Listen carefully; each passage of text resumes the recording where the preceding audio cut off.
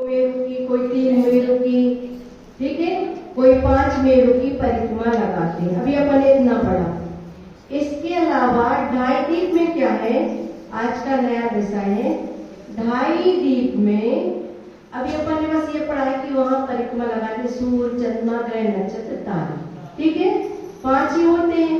5 के अलावा और कोई तो है नहीं ज्योतिष देव में। ज्योतिष देव कितने प्रकार के होते हैं? 5। कौन कौन से? सूर्य, चंद्रमा, ग्रह, नक्षत्र, तारे। अब हम ये बता रहे हैं इस ढाई दीप में कुछ ऐसे तारे होते हैं जो अपने स्थान से हिलते ही नहीं।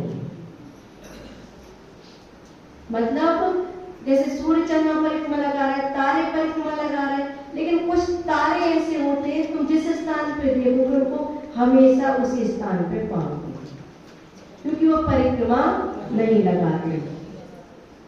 आ रहा समझ में? ऐसे जैसे जम्बू द्वीप में समझ लो, एक उदाहरण के लिए, जम्बू द्वीप में 36 तारे ऐसे हैं जो कैसे परिक्रमा नहीं लगाते।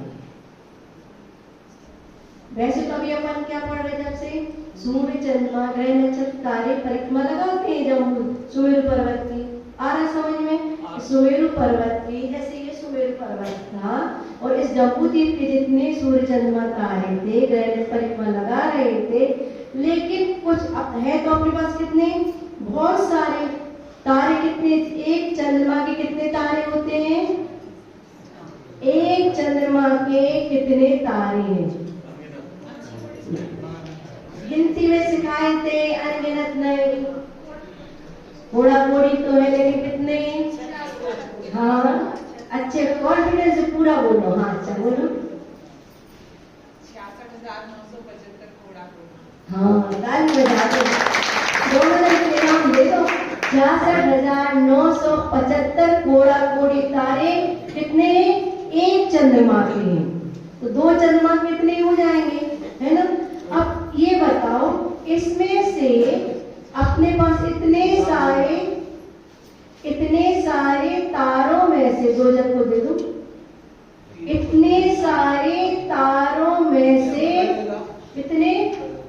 36 तारे।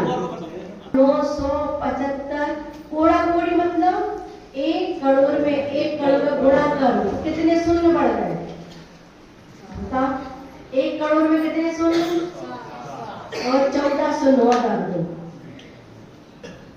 इतने एक चंद्रमा के तारे समझ लो, तो इन तार और 2 चंद्रमा के इससे डबल करो, इनमें से मात्र कितने? 36 तारे ऐसे होते हैं जो कैसे चलते, मतलब जिस स्थान पर आपको दिखाई देते हैं वो हमेशा वही स्थान पर स्थिर रहेंगे। आया समझ में? मतलब अगर गिनती नहीं याद होती है तो कम से कम ये समझो कि कुछ तारे ऐसे हैं जो स्थिर रहते हैं। अपने जम्बूद्वीप में 36 हैं, लवण समुद्र में 4 सूर्य, 4 चंद्रमा है ना, तो उसमें 139 तारे स्थिर हैं। 139। इस पर धारती खंड में 1010 तारे स्थिर हैं, तो कालोदरी में 41,120 स्थिर हैं, तो पुष्करार्ध में 53,230। मतलब हमको गिनती याद ना हो कोई बात नहीं, गिनती से मतलब मत रखो, ये समझो कि कुछ तारे ऐसे होते अपने ढाई दीप में जहां क्या रहते हैं, स्थिर रहते। ढाई दीप के बाहर मतलब अपन का युद्ध जो 45 लाख योजन का है, 45 लाख योजन का है अपना ढाई दीप, इसके बाहर के सब सूर्य, चंद्रमा, तारे सब स्थिर है, कोई घूमता नहीं है, जहां जो स्थान पर है बस वहीं पर है। अभी हमारे पास समझ में आ रहे, ढाई दीप के बाहर असंख्यात द्वीप समुद्र है। अपन ने सिर्फ अभी कितने लिए हैं यहाँ पर? ढाई दीप में कैसे, ढाई दीप कैसे गिनते हैं? 2 पूरे द्वीप और 1 आधा द्वीप। और समुद्र कितने हैं ढाई दीप में? ढाई दीप में कितने समुद्र हैं? नगर की पूरी छोर कितने समुद्र दिख रहे हैं? एक कौन सा? कालो नदी समुद्र दिख रहा है कि नहीं? 2 समुद्र हैं और 2.5 द्वीप है। तो 2.5 द्वीप क्योंकि समुद्र अपना जो मध्य लोक में जो अपना जो मनुष्य रहने का स्थान कितना है मनुष्य लोगों का? 2.5 द्वीप में ही बस अपन सब इतने से स्थान में रह रहे हैं। सोचो अपनी पूरी पट्टी कितनी थी? एक राजू की थी मध्य लोक की। इसके बावजूद भी आप मनुष्य सिर्फ किसमें रहते हैं? 45 लाख की योजना में। कितने कम स्थान में रह रहे हैं। अभी तो अपन सिर्फ ये समझे 45 लाख की योजना, ठीक है। अब जब आप ढूंढोगे कि आप कहाँ रह रहे तो स्थान ही नहीं मिलेगा। अभी अपन को बस ये समझ में आया है 45 लाख की योजना का ये 2.5 द्वीप, इसमें मनुष्य है और इसमें कुछ तारे स्थिर हैं, कुछ बस थोड़ी सी संख्या में, बाकी सब परिक्रमा लगाते हैं। लेकिन इसके बाद असंख्यात द्वीप समुद्र हैं, वहां पर कोई सूर्य चंद्रमा तारे नक्षत्र ग्रह कोई भी है, वो सिर्फ एक स्थान पर रुके हुए हैं, कोई परिक्रमा नहीं लगाते। अब ये बात समझ में आ रही? क्या कुछ शंका हो रही है? अभी ये बताओ। क्योंकि 2.5 द्वीप के बाहर परिक्रमा लगाते ही नहीं है। एक मतलब अपन का तत्काल सूत्र है बड़ी अवस्थिता है, नहीं वहां रात ही नहीं है। नहीं, ये कह रहे अभी अभी इतना अच्छा विषय है, इतना अच्छा विषय है कि अपने यहाँ 2.5 द्वीप में तो दिन रात की बात है। अभी हम बताएंगे चित्र के माध्यम से, चित्र बना के लाएंगे। अपने यहाँ तो दिन रात है ना? लेकिन 2.5 द्वीप के बाहर रात ही नहीं है, प्रकाश ही प्रकाश है। क्योंकि इतने सूर्य चंद्रमा है, कल हम गोले में बना के लाएंगे। कभी ऐसा रहता है एक का प्रकाश हुआ, जैसे ये होते हैं, टच करो तो इसका प्रकाश यहाँ तक गया तो इसका प्रकाश यहाँ से शुरू हो गया। एक पॉइंट भी ऐसा नहीं है जहां अंधेरे की गुंजाइश है। क्या अपने यहाँ अभी हम कल इसको अच्छे से बताएंगे, सिर्फ आज इतना समझो कि 2.5 द्वीप के अंदर ही क्या है, सूर्य चंद्रमा तारे नक्षत्र परिक्रमा लगाते हैं। उसमें भी कुछ संख्या में ऐसे हैं जो स्थिर रहते हैं, लेकिन 2.5 द्वीप के बाहर सभी स्थिर ही होते। वहां कोई परिक्रमा नहीं लगाई जाती, न सूर्य न चंद्रमा न ग्रह न नक्षत्र न तारे, कोई भी परिक्रमा लगाता ही नहीं। ठीक है। इसके बाद एक और एक बात बतानी थी कि जो नंदीश्वर द्वीप है ना, हम भूल ना जाए इसलिए बीच में बता। नंदीश्वर द्वीप अपना कौन सा है? 8वां। मड़िया जी में नंदीश्वर द्वीप के किस किसने दर्शन किए? सबने किए? नहीं किए? तुमने किए? अच्छा, वहां क्या देखा? वो जिनालय के अलावा बीचों बीच पंचमेरु बने हुए, पंचमेरु बने, लेकिन पंचमेरु वास्तव में नंदीश्वर द्वीप में है ही नहीं। पंचमेरु तो अपने हैं, 2.5 द्वीप के पंचमेरु होते हैं कि नहीं? पंचमेरु अपने हैं। ये जो 5 मेरु है ना, ये अपने हैं ना 2.5 द्वीप के। 2.5 द्वीप के बाहर वो तो 8वां है।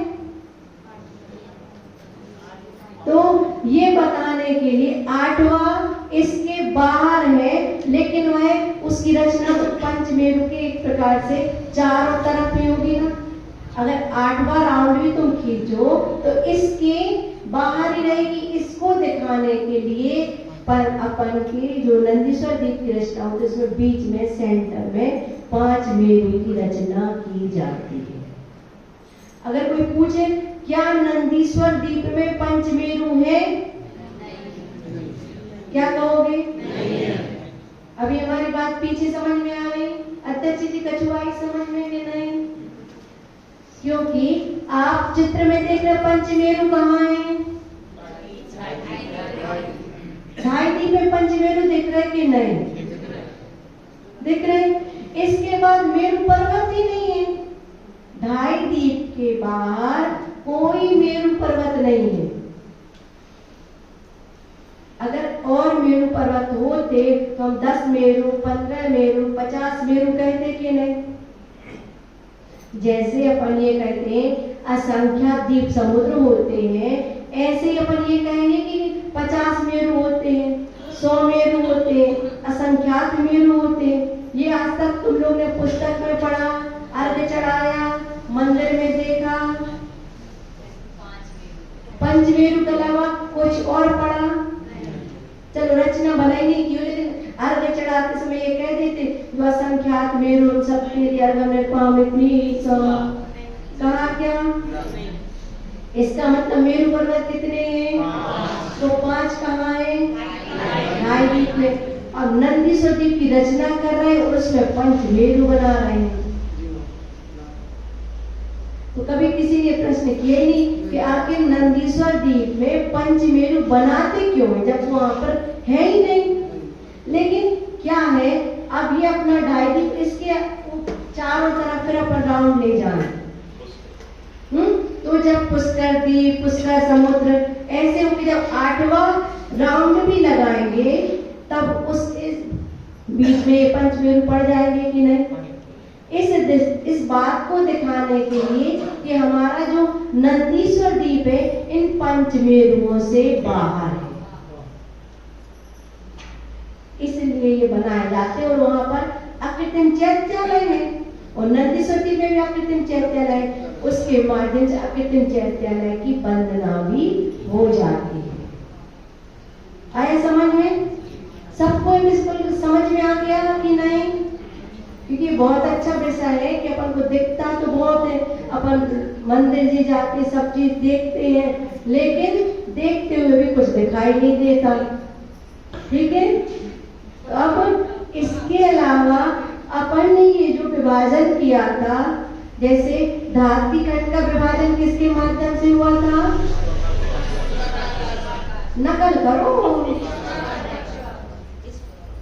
हाँ, किससे हुआ था? स्वाकार पर्वत से। इसका विभाजन कितने स्वाकार पर्वत हैं? नकल करके बताओ, कौन बताएगा? हाथ उठाओ। कहाँ कहाँ पर है? नकल करके, नकल की पूरी चूर, जिसको दूर का दिखाई ना देता हो पास आके नकल कर ले। पीछे स्वाकार पर्वत कितने हैं, कहाँ पर है? नकल की छूट, पीछे से आ जाओ एक डजन, और पीछे अत्ते सीधी आ जाओ। नकल की छूट, दूर का दिखाई देता, पास का दिखाई देता, कहाँ का दिखाई देता? दोनों दिखाई देते। कहाँ है स्वाकार पर्वत?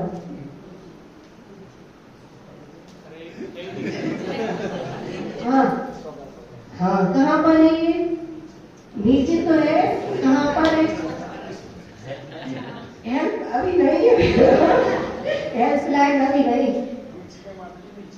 बीच में नीचे तो कहाँ?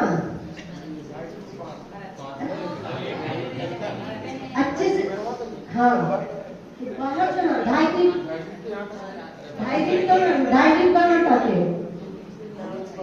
हाँ, इनके लिए जोरदार ताली बजाओ। ये पूरा ढाई दिन है कि आधा ढाई दिन है?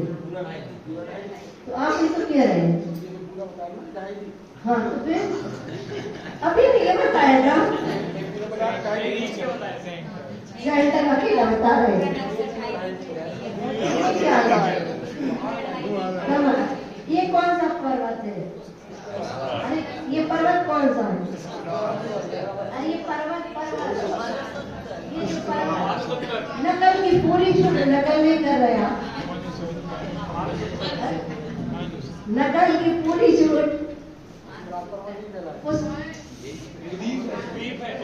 चलो एक जन, चलो आप ही आ जाओ, ठीक है। अरे नकल की छूट है, नकल की पूरी छूट। देखो तो, हाँ पढ़ो। कोई तो कह रहे ये कौन सा है? मानुषोत्तर पर्वत से ही तो 2 विभाजन किए थे पुष्कर द्वीप के। अरे वो अब इतना ही कहाँ लिखते हो? है तो पूरे ही। अच्छा नीचे नहीं देखा इसलिए वो चारों तरफ पूरे गोल में ही है।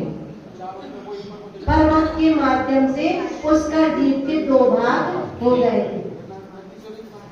नंदीश्वर जी किसके बहुत बाद में है। अपन वहां पर अकृत्रिम चैत्यालय है, इसलिए वहां को अपन भगवान जी को नमोस्तु करते हैं। इतने ये पूरे नहीं कर पा रहे अपन को, इसलिए नंदीश्वर द्वीप में विशेष रूप से देवता लोग जाते हैं, अपन नहीं जाते। देवता बनोगे तब तो जाओगे। हाँ देवताओं की नकल कर रहे हैं, ठीक है। मानुष अब ये कौन बताएगा, अब कौन बताएगा स्वाकार पर्वत कहाँ पर। देखो नकल की पूरी छूट, नकल भी नहीं कर रहे तुम लोग।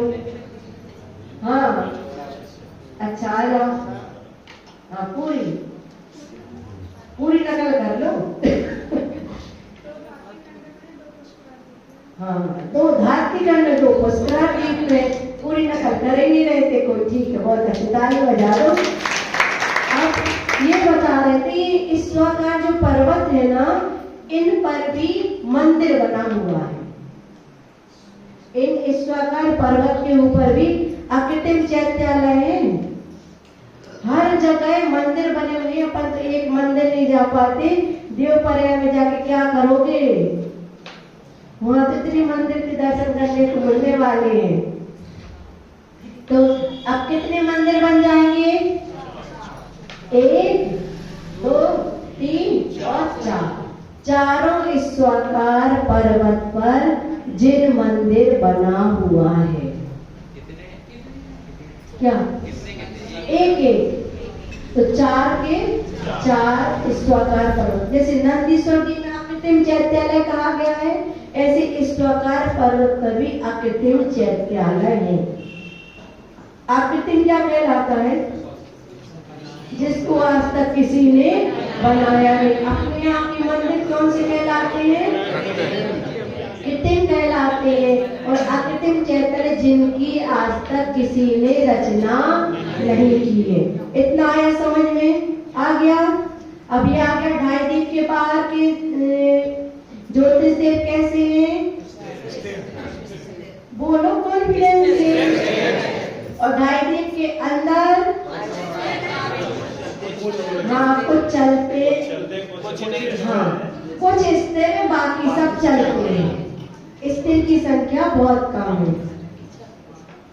कुछ ऐसा है ही, मतलब इस प्रकार से होता ही है, कारण नहीं है। कुछ बीमार रहते वह सारे वह स्थिर ही होते हैं।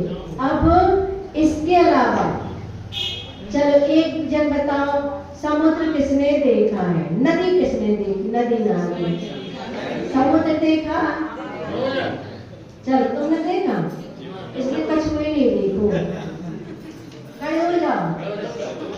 कछुए तो देखोगे भैया, अपने यहाँ का नरवा देखा होगा,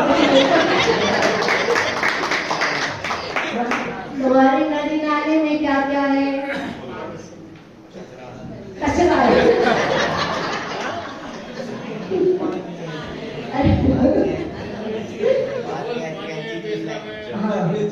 सबसे पहले तो कचरा मिला।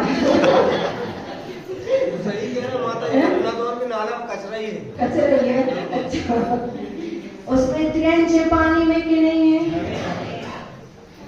मछली होती है, और क्या होता है, सांप होते हैं, बिच्छू होते हैं, और मेंढक होते,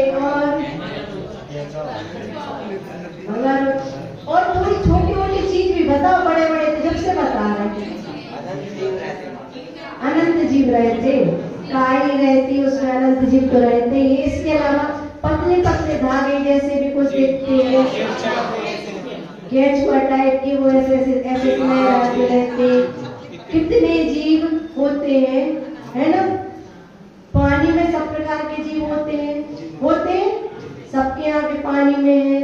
तो यहाँ पर अपना कितने समुद्र हो गए, बोलो कौन कौन से,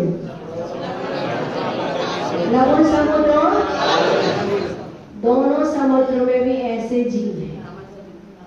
जैसे अपने यहाँ पानी में जीव होते हैं, 1 इंद्रिय, 2 इंद्रिय, 3 इंद्रिय, 4 इंद्रिय, 5 इंद्रिय, पानी में सब प्रकार के जीव होते हैं। ऐसे ही यहाँ के समुद्र में भी सब प्रकार के जीव भरे हुए हैं। ठीक है, इतना आया समझ में? आया? तो जो पानी में रहने वाले जीव कौन से कहलाते हैं? जलचर। देखो, त्रियंच 3 प्रकार के होते हैं। बैठ जाओ, पहले 3 प्रकार के जीव कौन कौन से होते हैं? अच्छा, तुम ही लोग बताओ कि तुम लोग देखते हो कुछ पृथ्वी पे चलते हैं, ठीक है, जो कुछ जीव जैसे गाय, भैंस, कुत्ता, बिल्ली है, पृथ्वी पे चलते कि नहीं? तो वो कौन से कहलाते हैं? थलचर। याद कर लो, कुछ पृथ्वी पे रहते हैं वो कहलाते हैं थलचर, कुछ पानी में रहते हैं जलचर, कुछ आकाश में उड़ते हैं। तीनों नाम याद हो गए? अब बताओ, याद हो गए? बोलो। अरे इतनी सरल चीज याद करवा रहे नाम। जलचर, जलचर, थलचर, नभचर। और रहने दो भैया, खड़े हो गए तो फिर बाद में खड़े ही ना हो पाए, क्या मतलब? वोट देने के लिए तो खड़े कर देंगे, ठीक है? बोल दोगे? हाँ, ठीक है। कितने जीव होते हैं? जलचर, थलचर, नभचर। तो इन समुद्र में जलचर जीव हैं, ठीक है। लेकिन इस 2.5 द्वीप के बाहर कितने भी समुद्र हैं, उनमें जीव नहीं होते। क्या काय को बने वो समुद्र फिर? समुद्र में जीव नहीं है ना? क्या 2.5 द्वीप के, सुनो अभी ध्यान से सुनो, अपने समुद्र में, नदी में सब प्रकार के जीव होते हैं। ये 2.5 द्वीप अपना होगा कितना होगा? 45 लाख किलोमीटर का। इससे लेकर जब तक स्वयंभू समुद्र नहीं आता, लास्ट समुद्र में जीव है, उसके पहले जितने भी समुद्र हैं उनमें कोई जीव नहीं होता। जल वहाँ का पानी शुद्ध रहता है, इसलिए तो ये जब अभिषेक होता है तब कहाँ का आता है? तुम्हारे लवण समुद्र का क्यों नहीं ले आए? कालो नदी का क्यों नहीं ले आए? पानी में अपने यहाँ जीव होते हैं और वह क्षीर सागर के जल से ही अभिषेक किया जाता है।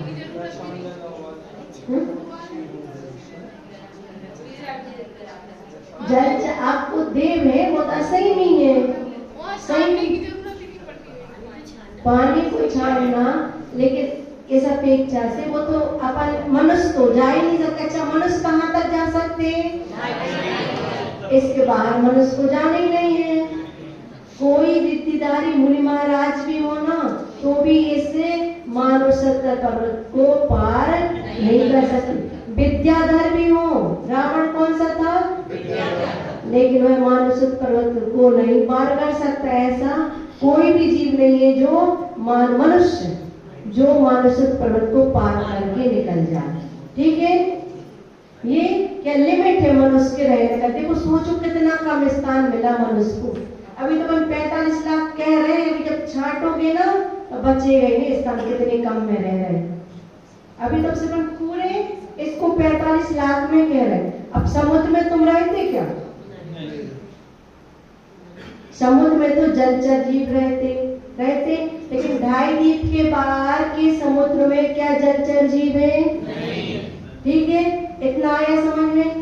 2.5 द्वीप के बाहर अब कौन है? त्रियंच होते हैं। एक सबसे, फिर जलचर जीव कहाँ बनेंगे? सबसे आखिरी समुद्र का नाम क्या है? स्वयंभू समुद्र, वहां पर जलचर जीव है बस। मतलब अगर कोई तुमसे पूछे गिनती में, देखो गिनती कितने समुद्रों में जलचर जीव होते? हाथ उठाओ। कितने समुद्रों में जलचर जीव होते हैं? हाँ, कौन कौन से?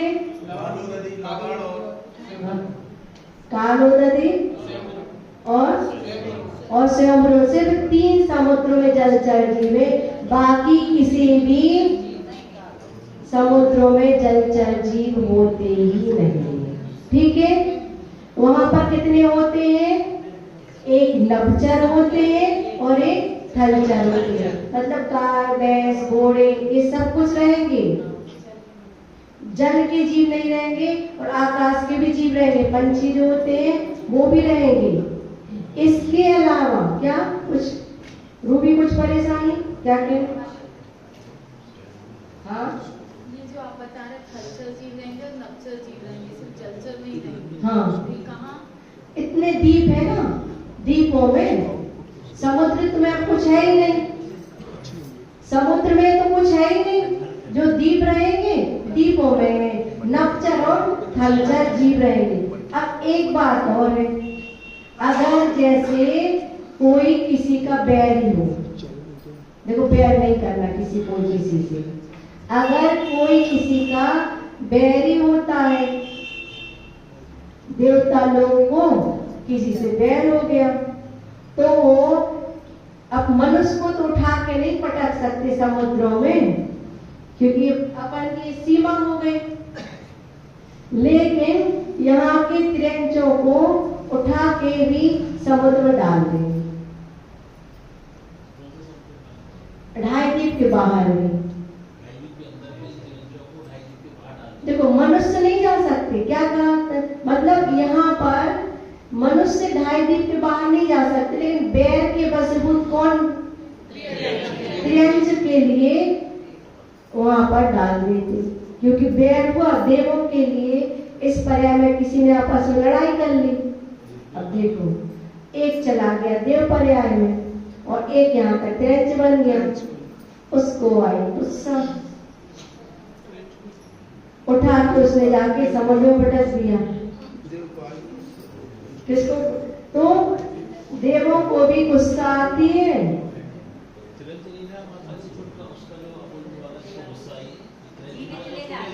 हाँ? जीवित इतर तुम्हारे से क्या फायदा उसको?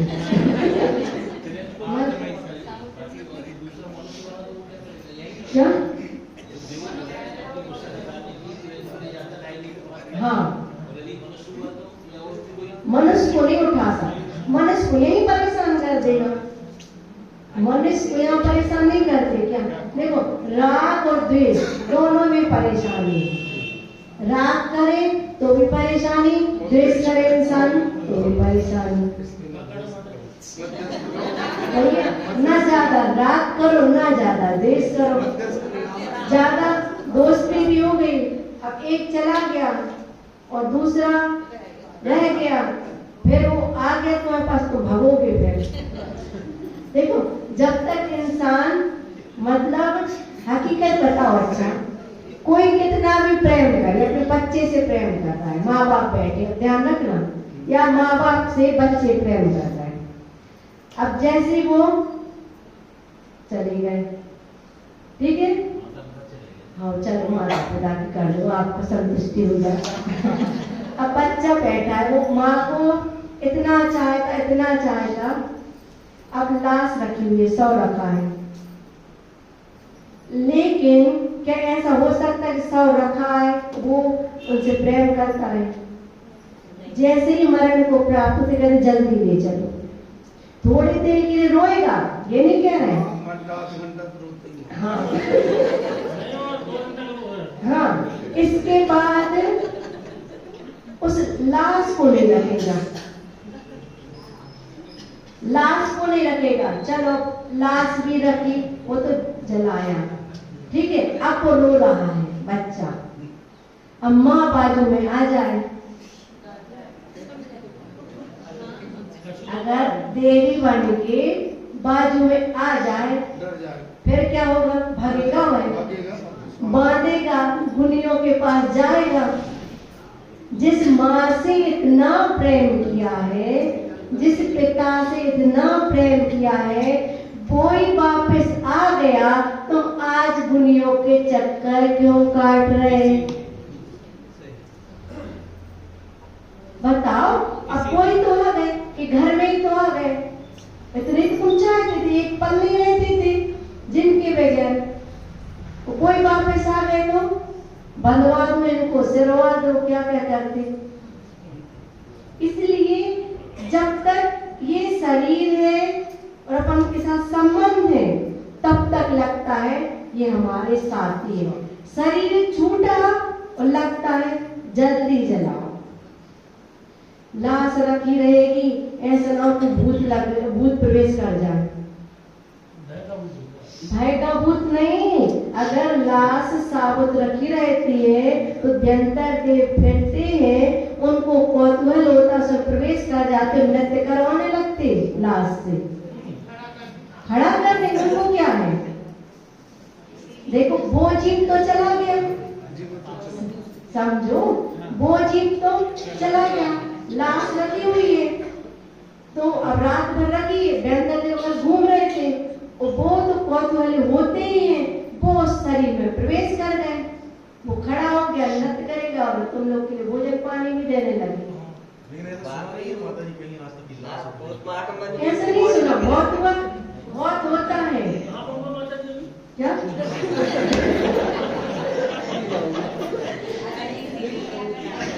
इसलिए जब व्यक्ति मरण को प्राप्त होता है तो सबसे पहले कट लगा देता है। रात भर रखी रहनी होती है, अगर कट लगा देते, क्योंकि खंडित, इस कट लगाने का रीजन है खंडित चीज में देव प्रवेश नहीं करते। तुरंत भी बॉडी में, जैसे अगर दिन में